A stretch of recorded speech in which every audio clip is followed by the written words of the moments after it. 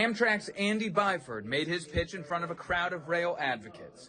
He says Dallas and Houston are large enough cities and the right distance apart for a high-speed train to thrive, and he brought details. Then we would be looking to open in the early 2030s. He told us there was an agreement between Amtrak and the old Texas Central, which would transfer eminent domain authority for the route, environmental approval, and the okay for the type of Japanese technology they plan on using.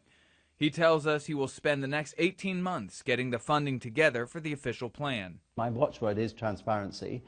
I don't believe that you can please everyone. I don't think the interstates would have ever been built if you tried to please absolutely everyone. I think sometimes, what you're aiming to do is to at least hear people out. Big hurdles remain, including landowners in between who don't want to sell.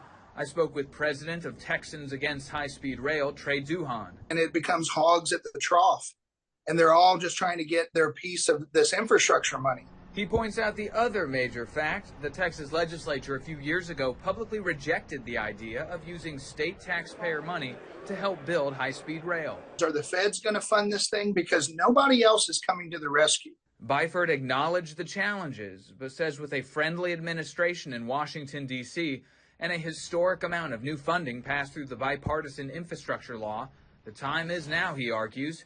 He says he wouldn't be in Texas Tuesday if he wasn't on a mission to flesh out a real-world project. I really do think it's viable. I think it is the most compelling city pairing in the US. But if ultimately we can't make the case, we can't raise the money, or if people really don't want it, then there are plenty of other viable city pairings.